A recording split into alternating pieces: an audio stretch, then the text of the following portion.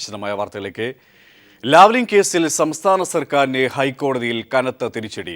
കോടതിയെ രാഷ്ട്രീയ താൽപര്യങ്ങൾക്ക് ഉപയോഗിക്കരുതെന്ന് justice P Ubaid സർക്കാരിന് മുന്നറിയിപ്പ് നൽകി. ലാവ്ലിൻ കേസിൽ സർക്കാരിന് എന്താണിത്ര തിടുക്കമെന്ന് ചോദിച്ച കോടതി കേസ് പരിഗണിക്കുന്നത് 2 മാസത്തേക്ക് നീട്ടിവെച്ചു. കേസ് അടിയന്തരമായി പരിഗണിക്കണമെന്ന സർക്കാരിൻ്റെ ആവശ്യമാണ് കോടതിയുടെ വിമർശനത്തിന് കാരണമായത്. സർക്കാരിൻ്റെ ആവശ്യം രാഷ്ട്രീയ പ്രേരിതമാണെന്ന് കേസിലെ എതിർകക്ഷികളുടെ അഭിഭാഷകർ കോടതിയെ ബോധിപ്പിച്ചു. തെരഞ്ഞെടുപ്പ് ലക്ഷ്യമാക്കിയുള്ള നീക്കമാണിത്. ഇതിനെ തുടർന്നാണ് സർക്കാർ നിലപാടിനെ ജസ്റ്റിസ് പി ഉബൈദ് നിശിതമായി വിമർശിച്ചത്. ഈ കേസിൽ സർക്കാരിന് എന്താണ് ഇത്ര തിടുക്കമെന്ന് കോടതി ചോദിച്ചു. രാഷ്ട്രീയ കാര്യങ്ങൾക്കായി കോടതിയെ ഉപയോഗിക്കരുതെന്ന് ജസ്റ്റിസ് പി ഉബൈദ് താക്കീത് നൽകി. അടിയന്തരമായി പരിഗണിക്കേണ്ട സാഹചര്യങ്ങളൊന്നും ഈ കേസിലില്ല. മറ്റു കേസുകളെ അപേക്ഷിച്ച് കൂടുതൽ പരിഗണന നൽകേണ്ട ഒന്നും ഇതിലില്ല. 2000 മുതലുള്ള നിരവധി കേസുകൾ കോടതിയുടെ പരിഗണനയ്ക്കായി കാത്തിരിക്കുകയാണ്. ഈ സാഹചര്യത്തിൽ ലാവ്ലിൻ കേസ് അടിയന്തരമായി പരിഗണിക്കാനാവില്ലെന്ന് ചൂണ്ടിക്കാട്ടിയ കോടതി കേസ് 2 മാസത്തേക്ക് നീട്ടിവെച്ചു. മാർച്ച് 17 കേസ് പരിഗണിക്കണമെന്ന CBI അഭിഭാഷകന്റെ ആവശ്യവും കോടതി അംഗീകരിച്ചില്ല. നിയമസഭാ തെരഞ്ഞെടുപ്പ് വരെയെങ്കിലും ലാവ്ലിൻ കേസ് സജീവമായി നിലനിർത്താനുള്ള സംസ്ഥാന സർക്കാരിൻ്റെ ശ്രമമാണ് ഇതോടെ പൊളിഞ്ഞത്. ഏതായാലും സർക്കാരിനേറ്റ തിരിച്ചടി കൂടിയായി കോടതി വിധി. ഹൈക്കോടതിയിൽ നിന്നും നിയമകാര്യ ലേഖകൻ PP താജുദ്ദീനൊപ്പം സാലിം മുഹമ്മദ്, കൊച്ചി. ലാവ്ലിൻ കേസിൽ രാഷ്ട്രീയ മുതലെടുപ്പ് നടത്താനുള്ള സർക്കാരിന്റെ നീക്കത്തിനേറ്റ കനത്ത തിരിച്ചടിയാണ് കോടതി വിധിയെന്ന് CPM സംസ്ഥാന കോടിയേരി ബാലകൃഷ്ണൻ. ആഭ്യന്തരമന്ത്രിയുടെയും ആഭ്യന്തര നിയമ സെക്രട്ടറിമാരുടെയും വിയോജിപ്പ് മറികടന്നത് ഉമ്മൻചാണ്ടിയുടെ ദുഷ്ടലാക്കാണ്. ഇതിനായി തലസ്ഥാനം ദുരുപയോഗം ചെയ്ത DGP സ്ഥാനം രാജിവെക്കണമെന്നും കോടിയേരി ആവശ്യപ്പെട്ടു. സർക്കാരിന്റെ അഴിമതിയിൽ നിന്നും ശ്രദ്ധ തിരിച്ചുവിടാനാണ് ലാവ്ലിൻ ഇളക്കിവിട്ടതെന്നും കോടിയേരി തിരുവനന്തപുരത്ത് പ്രതികരിച്ചു. ഇത് നിയമസഭാ തെരഞ്ഞെടുപ്പിന് മുമ്പ്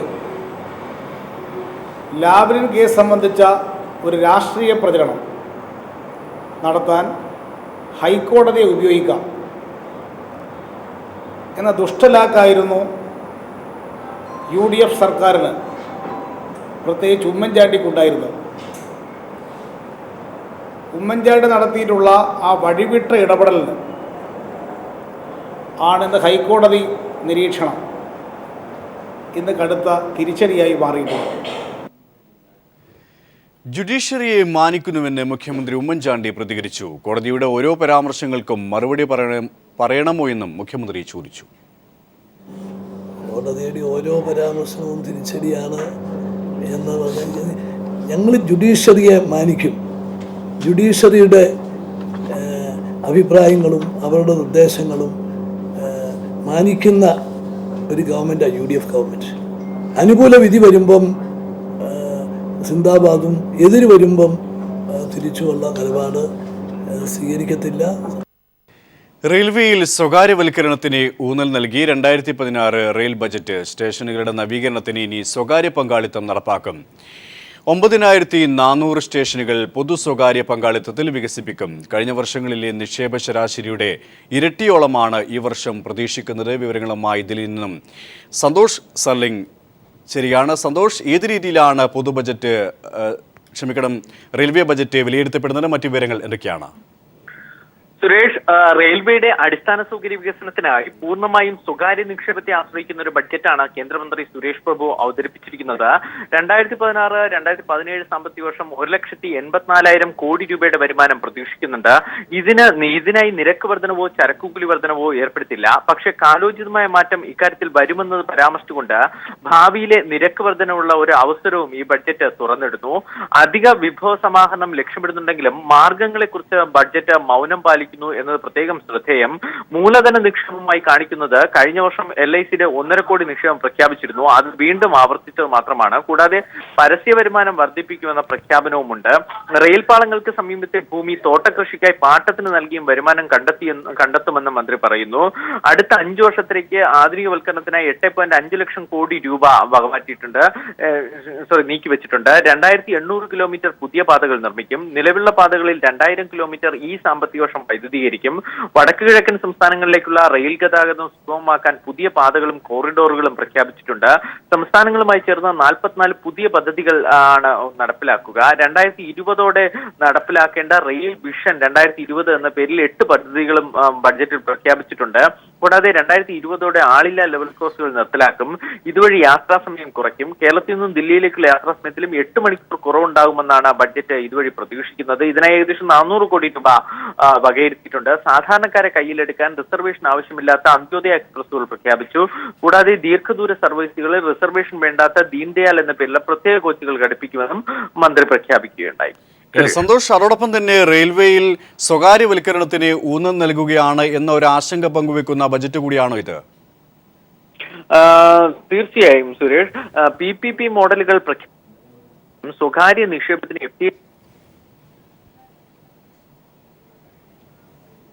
സന്തോഷ് സർലിംഗാണ് വിശദാംശങ്ങൾ നൽകിയത്. തിരുവനന്തപുരത്ത് ബാംഗ്ലൂർ മാതൃകയിൽ പുതിയ സബർബൻ ട്രെയിൻ നടപ്പാക്കും. ചെങ്ങന്നൂർ സ്റ്റേഷനിൽ ശബരിമല തീർത്ഥാടകർക്കായി കൂടുതൽ സൗകര്യം ഏർപ്പെടുത്തുമെന്നും ബജറ്റിൽ പറയുന്നു. വിശദാംശങ്ങളായി മനുശങ്കരൻ ശരിയാണ്. മനു, എത്രത്തോളം പ്രതീക്ഷയാണ് കേരളത്തിന് ഉള്ളത്? മറ്റു വിവരങ്ങൾ എന്തൊക്കെയാണ്? സാധാരണക്കാരന്റെ ബജറ്റ് എന്ന് കേന്ദ്രം അവകാശപ്പെടുന്ന ഇത്തവണത്തെ റെയിൽ ബഡ്ജറ്റിലും കേരളത്തിന് നിരാശയായിരുന്നു ഫലം. കേരളത്തിനായി പുതിയ ട്രെയിനുകളൊന്നും പ്രഖ്യാപിച്ചിട്ടില്ല. കേരളം പ്രതീക്ഷ അർപ്പിച്ചിരുന്ന കഞ്ചിക്കോട് കോച്ച് ഫാക്ടറി നിർമ്മാണത്തിനും ചേർത്തല വാഗൺ നിർമ്മാണ യൂണിറ്റിനും ബഡ്ജറ്റിൽ ഇടം കണ്ടെത്താനായില്ല. സംസ്ഥാന സഹകരണത്തിൽ തിരുവനന്തപുരം മുതൽ ചെങ്ങന്നൂർ സബർബൻ ട്രെയിൻ പദ്ധതി നടപ്പാക്കുമെന്ന് റെയിൽ മന്ത്രി സുരേഷ് പ്രഭു പ്രഖ്യാപിച്ചത് മാത്രമാണ് ആശ്വാസമായുള്ളത്. നിലവിലുള്ള ഇരട്ടപ്പാതയിൽ ഓട്ടോമാറ്റിക് സിഗ്നൽ സംവിധാനം ഏർപ്പെടുത്തിയാണ് പദ്ധതി നടപ്പാക്കുക. ചെലവിന്റെ പകുതി സംസ്ഥാനം വഹിക്കാമെന്ന് അറിയിച്ചതിനെ തുടർന്നാണ് ഈ ഒരു പ്രഖ്യാപനങ്ങൾ എങ്കിലും കേന്ദ്രത്തിന്റെ ഭാഗത്തു നിന്ന് ഉണ്ടായത് എന്നതാണ് ശ്രദ്ധേയം. എന്നാൽ പാലക്കാട് കോച്ച് ഫാക്ടറിക്ക് തുക വകയിരുത്തിയേയില്ല. ശബരിപാതയ്ക്കായി 20 കോടി രൂപ വകയിരുത്തിയിട്ടുണ്ട് എന്നതൊരു ശ്രദ്ധേയമായ കാര്യമാണ്. ചെങ്ങന്നൂർ സ്റ്റേഷൻ പിൽഗ്രിമേജ് ആക്കി ഉയർത്തുമെന്നും പ്രഖ്യാപിച്ചിട്ടുണ്ട്. അടിസ്ഥാന സൗകര്യ വികസനത്തിനായി വകയിരുത്തിയ തുകയിൽ മാത്രമാണ് കേരളത്തിന് ചില ബഡ്ജറ്റിൽ ഇടം കണ്ടെത്താനായത് എന്നതാണ് ഇതിൽ ശ്രദ്ധേയം. തിരുവനന്തപുരം കന്യാകുമാരി പാത ഇരട്ടിപ്പിക്കലിന് 320 കോടി രൂപ പ്രഖ്യാപിച്ചിട്ടുണ്ട്. എറണാകുളം സ്റ്റേഷൻ പിക്ക് ലൈൻ നിർമ്മാണത്തിനായി 3.5 കോടി രൂപയും വകയിരുത്തി. അതോടൊപ്പം പാത ഇരട്ടിപ്പിക്കലിനായും ചില രീതിയിൽ തുക അനുവദിച്ചിട്ടുമുണ്ട്. ഇതല്ലാതെ പൂർണ്ണമായും കേരളത്തെ ഈ ബഡ്ജറ്റിൽ തഴഞ്ഞിരിക്കുകയാണ്. സുരേഷ്, വ്യക്തമാണ്. ദില്ലിയിൽ നിന്നും മനുശങ്കറാണ് വിശദാംശങ്ങൾ നൽകിയത്. സോളാർ കേസിൽ മുഖ്യമന്ത്രിക്കെതിരെ ഗൂഢാലോചന നടത്തിയെന്ന പരാതി തൃശൂർ വിജിലൻസ് കോടതി തള്ളി. ഇ.പി. ജയരാജനും സരിതാ നായരും പൊതുപ്രവർത്തകൻ P.D. ജോസഫും ഗൂഢാലോചന നടത്തിയെന്ന പരാതി നിലനിൽക്കില്ലെന്ന് കണ്ടെത്തിയതിനെ തുടർന്നാണ് കോടതി തള്ളിയത്. ലോയേഴ്സ് കോൺഗ്രസാണ് വിജിലൻസ് കോടതിയിൽ പരാതി നൽകിയത്. സോളാർ കേസിൽ ഇ.പി. ജയരാജൻ MLA, സരിതാ നായർ, പൊതുപ്രവർത്തകൻ P.D. ജോസഫ് എന്നിവർ ചേർന്ന് മുഖ്യമന്ത്രിക്കെതിരെ ഗൂഢാലോചന നടത്തിയെന്ന പരാതിയാണ് തൃശൂർ വിജിലൻസ് കോടതി തള്ളിയത്. ആരോപണം നിലനിൽക്കുന്നതല്ല എന്ന കണ്ടെത്തലിനെ തുടർന്നാണ് ലോയേഴ്സ് കോൺഗ്രസിന്റെ പരാതി തള്ളിയത്. സോളാർ കമ്മീഷനിൽ സരിതാ നായർ നടത്തിയ വെളിപ്പെടുത്തലിന്റെ അടിസ്ഥാനത്തിൽ P.D. ജോസഫ് നൽകിയ പരാതിയിലാണ് മുഖ്യമന്ത്രി ഉമ്മൻചാണ്ടി, മന്ത്രി ആര്യണ്ണ മുഹമ്മദ് എന്നിവർക്കെതിരെ അന്വേഷണം നടത്താൻ തൃശൂർ വിജിലൻസ് കോടതി ഉത്തരവിട്ടത്. സരിതാ നായരുടെ വെളിപ്പെടുത്തലും P.D. ജോസഫിന്റെ പരാതിയും ആസൂത്രിതമാണെന്നും ഇതിന് പിന്നിൽ ഇ.പി. ജയരാജൻ ഗൂഢാലോചന നടത്തിയെന്നുമാണ് പരാതിയിലെ ആരോപണം. അഭിഭാഷക കോൺഗ്രസ് പ്രതിനിധി അഡ്വക്കേറ്റ് A.S. ശ്യാംകുമാറിന്റെ ഹർജിയിൽ 17-ന് പ്രാഥമികവാദം പൂർത്തിയായിരുന്നു. ഹർജിയിലെ ആക്ഷേപവും സുപ്രീം കോടതിയുടെ നിർവചനങ്ങളും പരിശോധിച്ച ശേഷമാണ് ജഡ്ജ് S.S. വാസൻ കേസ് തള്ളിയത്. ഇതോടെ സോളാർ കേസിൽ മുഖ്യമന്ത്രിക്കെതിരെ CPIM ഗൂഢാലോചന നടത്തിയെന്ന UDFന്റെ വാദമാണ് പൊളിഞ്ഞത്. News bureau, Thrissur. രാജ്യസഭാ തെരഞ്ഞെടുപ്പിൽ UDFന് ലഭിച്ച 2 സീറ്റുകളിൽ ഒന്ന് കോൺഗ്രസിനും രണ്ടാമത്തേത് SJDUവിനും നൽകാൻ ധാരണയായതായി മുഖ്യമന്ത്രി ഉമ്മൻചാണ്ടി. വിഴിഞ്ഞം തുറമുഖ പദ്ധതിയുമായി ബന്ധപ്പെട്ട പുനരധിവാസ പാക്കേജിന് അംഗീകാരം നൽകിയതായും ഇതിന്റെ ആദ്യഘട്ടമായി 23.83 കോടി രൂപ നീക്കിവച്ചതായും മുഖ്യമന്ത്രി വ്യക്തമാക്കി. മന്ത്രിസഭാ യോഗ തീരുമാനങ്ങൾ വിശദീകരിക്കുകയായിരുന്നു മുഖ്യമന്ത്രി. വിഴിഞ്ഞം തുറമുഖ പദ്ധതിയുടെ പുനരധിവാസ പാക്കേജ് അതിന് മന്ത്രിസഭ അനുമതി നൽകി. പദ്ധതി പ്രദേശത്തെ തൊഴിൽ ദിനങ്ങൾ ഈ പദ്ധതി വരുന്നത് മൂലം നഷ്ടപ്പെടുന്നവർക്ക് ഉള്ള നഷ്ടപരിഹാര പുനരധിവാസ പാക്കേജാണ്. കൊച്ചി മെഡിക്കൽ കോളേജ് ക്യാമ്പസിൽ ക്യാൻസർ ഇൻസ്റ്റിറ്റ്യൂട്ട് ആൻഡ് റിസർച്ച് സെന്ററിൽ ആദ്യഘട്ട OP ആരംഭിക്കാൻ ആവശ്യമുള്ള 31 തസ്തികകൾ സൃഷ്ടിക്കാൻ മന്ത്രിസഭായോഗം തീരുമാനിച്ചു. കേരളത്തിൽ നിന്നുള്ള 3 മെമ്പർമാരെ തിരഞ്ഞെടുക്കാനുള്ള രാജ്യസഭ തെരഞ്ഞെടുപ്പിനുള്ള നോട്ടിഫിക്കേഷൻ ഇന്നലെ വന്നിട്ടുണ്ട്. UDFന് കിട്ടുന്ന 2 സീറ്റുകളെ സംബന്ധിച്ച് ഒരു ധാരണ ഉണ്ടാക്കിയിട്ടുണ്ട്. ആ ധാരണയനുസരിച്ച് ഒരു സീറ്റിൽ കോൺഗ്രസും രണ്ടാമത്തെ സീറ്റിൽ JDU സ്ഥാനാർത്ഥികളെ നിർത്തി മത്സരിപ്പിക്കുവാനാണ് തീരുമാനം. പുതിയ മുഖ്യ വിവരാവകാശ കമ്മീഷണർ ഉൾപ്പെടെയുള്ളവരുടെ പട്ടിക ഗവർണർക്ക് നൽകിയിരിക്കുകയാണെന്നും മുഖ്യമന്ത്രി വാർത്താസമ്മേളനത്തിൽ അറിയിച്ചു. News bureau, Thiruvananthapuram. മുഖ്യ വിവരാവകാശ കമ്മീഷനായി മുൻ വിജിലൻസ് ഡയറക്ടർ വിൻസൻ എം പോളിനെയും നിയമിക്കാൻ തീരുമാനിച്ചു. സെലക്ഷൻ കമ്മിറ്റി അംഗമായ പ്രതിപക്ഷ നേതാവ് VS അച്യുതാനന്ദന്റെ വിയോജനക്കുറിപ്പോടെയാണ് അംഗങ്ങളെയും കമ്മീഷണറെയും തെരഞ്ഞെടുത്തത്. ആലപ്പുഴ മുൻ DCC vice president EB Kuriakose, Janata Dal സംസ്ഥാന സമിതി അംഗത്തിൽ ജയകുമാർ, കേരള കോൺഗ്രസ് എം നേതാവ് റോയ് സി ചിറക്കൽ, ലീഗ് പ്രതിനിധിയായി അബ്ദുസലാം എന്നിവരെ അംഗങ്ങളായും തെരഞ്ഞെടുത്തു. ആകെ ലഭിച്ച 245 അപേക്ഷകളിൽ നിന്ന് ചുരുക്കപ്പട്ടിക തയ്യാറാക്കുകയായിരുന്നു നിയമനം സെലക്ഷൻ കമ്മിറ്റി അംഗങ്ങളായ മുഖ്യമന്ത്രി ഉമ്മൻചാണ്ടി, കുഞ്ഞാലിക്കുട്ടി എന്നിവർ ഭൂരിപക്ഷം ഉപയോഗിച്ച് തീരുമാനമെടുക്കുകയായിരുന്നു.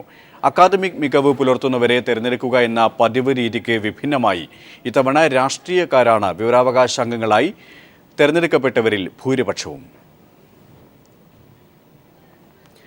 ബാർക്കോഴ കേസിൽ കെ മാണിക്ക് അനുകൂലമായി റിപ്പോർട്ട് തയ്യാറാക്കുന്നതിൽ വിൻസൻ എം പോൾ വഹിച്ച പങ്ക് ചെറുതായിരുന്നില്ല. ക്രമവിരുദ്ധമായി സുപ്രീം കോടതി അഭിഭാഷകരുടെ ഉപദേശം തേടിയതും ഹൈക്കോടതിയുടെ പ്രതികൂല പരാമർശങ്ങളും വിൻസൻ എം പോളിന്റെ പ്രതിച്ഛായ കെടുത്തി. വിവരാവകാശ കമ്മീഷനുടെ കസേരയിലേക്ക് വിൻസൻ എം പോൾ വരുന്നതോടെ അത് ഉദ്ദിഷ്ട കാര്യത്തിന് സർക്കാർ നൽകിയ മറ്റൊരു ഉപകാര സ്മരണ ആവുകയാണ്. കേരള പോലീസിലെ ഷെർലക് ഹോംസ് എന്നൊരു വിളിപ്പേരുണ്ടായിരുന്നു വിൻസെന്റ് പോളിന്. ചാരത്തിൽ നിന്നുപോലും തെളിവുകൾ കണ്ടെടുക്കുന്ന കുശാഗ്രബുദ്ധി വിൻസെന്റ് പോളിനെ കേരള പോലീസിലെ മിടുക്കരായ ഓഫീസർമാരുടെ പട്ടികയിൽ മുൻഗണനക്കാരനാക്കി. സത്യസന്ധവും പ്രൗഢഗംഭീരവുമായ സർവീസ് ജീവിതത്തിന്റെ ഗരിമയൊന്നും അവകാശപ്പെടാനാവാതെയാണ് വിൻസെന്റ് പോൾ തന്റെ കാക്കി അഴിച്ചുവെച്ചത്.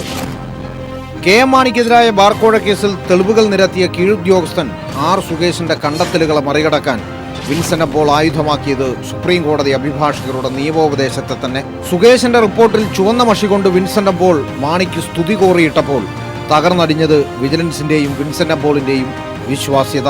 വിവരാവകാശ കമ്മീഷണർ കസേരയുടെ പ്രലോഭനമാണ് വിൻസെന്റ് പോളിന്റെ മനസ്സിലാക്കിയതെന്ന് വാർത്തകൾ ഇന്നത്തെ സ്ഥാനലബ്ധിയോടെ പൂർണ്ണമാവുന്നു. ഹൈക്കോടതിയുടെ കനത്ത പ്രഹരം ഏറ്റുവാങ്ങിയ ഉദ്യോഗസ്ഥനെ ഇൻഫർമേഷൻ കമ്മീഷണറാക്കുക വഴി ഉമ്മൻചാണ്ടി ഉദ്യോഗസ്ഥർക്ക് നൽകുന്ന സന്ദേശവും പകൽ പോലെ വ്യക്തം. കൂടെ നിന്നാൽ അതിൻ്റെ പ്രയോജനം നമുക്കെല്ലാവർക്കും ഒരുപോലെ ഉണ്ടാവും. News bureau, Thiruvananthapuram. കേരള കോൺഗ്രസിൽ ഭിന്നത രൂക്ഷമാകുന്നതിനിടെ KM മാണിയും PG ജോസഫും കൂടിക്കാഴ്ച നടത്തി. തൈക്കാട് ഗസ്റ്റ് ഹൗസിലായിരുന്നു നേതാക്കളുടെ കൂടിക്കാഴ്ച. കഴിഞ്ഞ തവണ മത്സരിച്ച 4 സീറ്റുകൾക്ക് പുറമെ 2 സീറ്റുകൾ കൂടി ജോസഫ് ചർച്ചയിൽ ആവശ്യപ്പെട്ടു. രാവിലെ KM മാണിയെ നേരിൽ കണ്ട് കൂടുതൽ സീറ്റെന്ന ആവശ്യത്തിൽ വിട്ടുവീഴ്ചയില്ലെന്ന നിലപാട് PJ ജോസഫ് അറിയിച്ചു. കഴിഞ്ഞ തവണ മത്സരിച്ച 4 സീറ്റിനോടൊപ്പം 2 സീറ്റുകൾ കൂടി വേണമെന്നാണ് ജോസഫ് വിഭാഗത്തിന്റെ നിലപാട്. അതേസമയം ജോസഫുമായുള്ള പ്രശ്നങ്ങൾ പിളർപ്പിലേക്ക് നയിക്കില്ലെന്ന് മാണി പ്രതികരിച്ചു. പ്രശ്നങ്ങൾ എപ്പോഴും ഇല്ലേ, പ്രശ്നങ്ങൾ എന്ന് പറയുന്നത് കൊണ്ട് ഭിന്നിപ്പെന്നുള്ള അർത്ഥമല്ല. പ്രശ്നങ്ങൾ എന്ന് പറയുന്നത് ഏത് സീറ്റ് ഡിസ്കഷൻ പ്രശ്നമില്ലേ, നമ്മൾ ചോദിക്കുന്ന സീറ്റെല്ലാം കിട്ടുമോ, എന്നാൽ ചില സീറ്റുകൾ കിട്ടാതെ നമ്മൾ സമ്മതിക്കുമോ, അതുമില്ല. ഇതൊക്കെ പ്രശ്നങ്ങളാണ്. പ്രശ്നം എന്ന് പറയുന്നത് ശ്രമകരമായ കാര്യങ്ങൾക്കാണ് പ്രശ്നം എന്ന് പറയുന്നത്. ഫ്രാൻസിസ് ജോർജിന് പൂഞ്ഞാറും ആന്റണി രാജുവിന് തെക്കൻ മേഖലയിൽ ഒരു സീറ്റും വേണമെന്നതാണ് ജോസഫിന്റെ നിലപാട്. KM മാണി ഇത് അംഗീകരിച്ചില്ലെങ്കിൽ UDFിൽ പ്രത്യേക ഘടകകക്ഷിയായി നിൽക്കുക, അതല്ലെങ്കിൽ മുന്നണി വിടുക എന്ന അഭിപ്രായമാണ് ജോസഫ് വിഭാഗത്തിലെ മുതിർന്ന നേതാക്കൾ പ്രകടിപ്പിക്കുന്നത്. ഇതിനിടെ ക്ലിഫ് ഹൗസിൽ ഇന്ന് നടക്കാനിരുന്ന UDF യോഗം മാറ്റി. News bureau, Thiruvananthapuram. പാർലമെന്റ് ആക്രമണ കേസിൽ അഫ്സൽ ഗുരുവിനെ പങ്കുണ്ടോ എന്ന കാര്യത്തിൽ സംശയം പ്രകടിപ്പിച്ച് മുൻ കേന്ദ്രമന്ത്രിയും കോൺഗ്രസ് നേതാവുമായ P. ചിദംബരം. കേസിൽ കോടതി എത്തിച്ചേർന്ന നിഗമനം എത്രത്തോളം ശരിയാണെന്ന് സംശയമുണ്ടെന്നും ഒരു ദേശീയ മാധ്യമത്തിന് നൽകിയ അഭിമുഖത്തിൽ ചിദംബരം അഭിപ്രായപ്പെട്ടു. അഫ്സൽ വധശിക്ഷ അർഹിച്ചിരുന്നോ എന്നത് സംബന്ധിച്ചും തനിക്ക് വലിയ സംശയങ്ങളുണ്ടെന്നും അദ്ദേഹം കൂട്ടിച്ചേർത്തു. മന്ത്രിസഭയുടെ ഭാഗമായി നിന്നുകൊണ്ട് വധശിക്ഷ നടപ്പാക്കുമ്പോൾ അഭിപ്രായം പറയാൻ കഴിയില്ല. പക്ഷേ വ്യക്തി എന്ന നിലയിൽ വധശിക്ഷ ഒഴിവാക്കി പകരം പരോളില്ലാതെ ജീവപര്യന്തം നൽകിയാൽ മതിയായിരുന്നു എന്നാണ് തന്റെ അഭിപ്രായമെന്നും ചിദംബരം പറഞ്ഞു. ആയുധം കൈവശം വെച്ച കേസിൽ യേർവാഡ സെൻട്രൽ ജയിലിൽ കഴിഞ്ഞ നടൻ സഞ്ജയ് ദത്ത് ജയിൽ മോചിതനായി. 42 മാസത്തെ ജയിൽവാസത്തിന് ശേഷമാണ് സഞ്ജയ് ദത്ത് പുറത്തിറങ്ങിയത്. ഭാര്യ മാന്യതയും കുട്ടികളും അടുത്ത ബന്ധുക്കളും അദ്ദേഹത്തിനെ സ്വീകരിക്കാൻ ജയിലിലെത്തി. 1993 മുംബൈ സ്ഫോടന പരമ്പരയുടെ സമയത്ത് അനധികൃതമായി ആയുധം കൈവശം വെച്ച കേസിൽ 5 വർഷം തടവാണ് സഞ്ജയ് ദത്തിന് വിധിച്ചത്. ഒക്ടോബർ വരെ ജയിലിൽ കഴിയേണ്ടിയിരുന്ന സഞ്ജയ് ദത്തിനെ നല്ല നടപ്പ് പരിഗണിച്ചാണ് ജയിൽ അധികൃതർ മോചിപ്പിച്ചത്.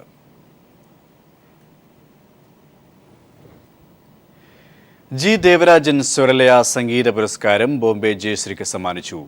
LR ഈശ്വരി, P മാധുരി എന്നിവർക്ക് സ്വരലയുടെ KPSC സുലോചന പുരസ്കാരങ്ങളും നടീഷയിലേക്ക് പട്ടത്തുവിള കരുണാകരൻ സ്മാരക പുരസ്കാരവും സമ്മാനിച്ചു. കൊല്ലത്ത് നടന്ന ചടങ്ങിൽ ഗായകൻ KJ യേശുദാസാണ് അവാർഡുകൾ വിതരണം ചെയ്തത്. തുടർന്ന് യേശുദാസും അവാർഡ് ജേതാക്കളും ചേർന്ന് ദേവരാജ സന്ധ്യ എന്ന സംഗീത പരിപാടി ONV കുറുപ്പിന് സമ്മാനിച്ചു. ചടങ്ങ് MA ബേബി ഉദ്ഘാടനം ചെയ്തു. മേയർ V രാജേന്ദ്ര ബാബു അധ്യക്ഷനായിരുന്നു.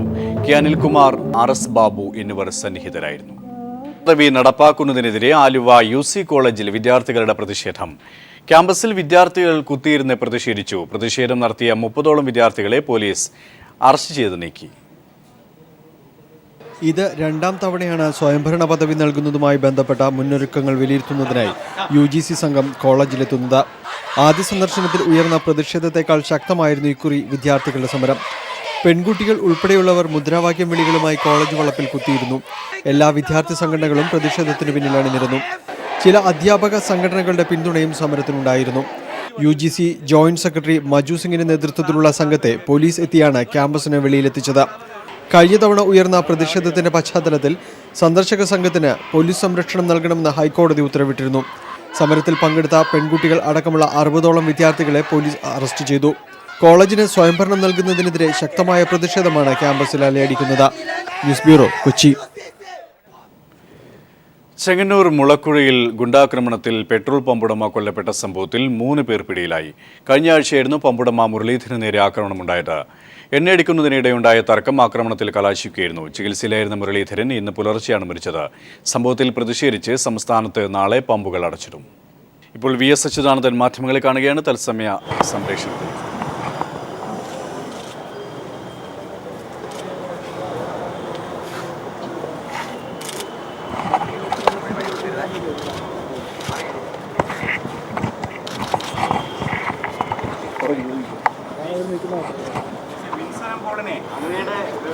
മറികടന്നുകൊണ്ട് വിവരാവകാശ കമ്മീഷൻ ആക്കിയിരിക്കുകയാണ്.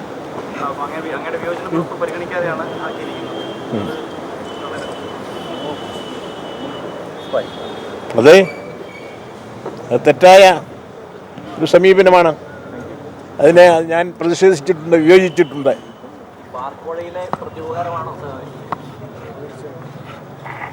അതൊക്കെ നിങ്ങൾക്ക് മാധ്യമങ്ങളെന്നുള്ള നിലയിൽ സ്വയം വ്യാഖ്യാനിക്കാവുന്നതാണ്. ഈ ലാവ്ലിൻ കേസിൽ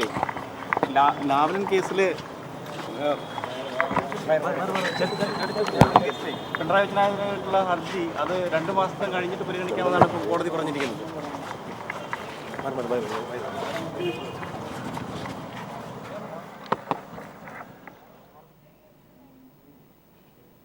VS അച്യുതാനന്ദൻ മാധ്യമങ്ങളെ കാണുകയായിരുന്നു.